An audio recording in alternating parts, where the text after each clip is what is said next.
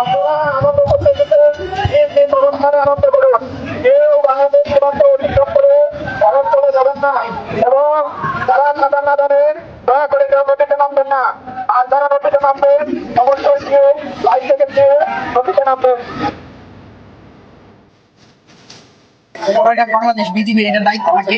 আজকে এসে দেখলাম পরবর্তী সময়ে তাদের তাদের যে লোক যারা তারা আমার মনে হচ্ছে আরো অনেক বেশি কাজ করছে। আলহামদুলিল্লাহ তখন ভালো আছে, প্রতিটা জায়গায় আছে, কোনো সমস্যা নাই।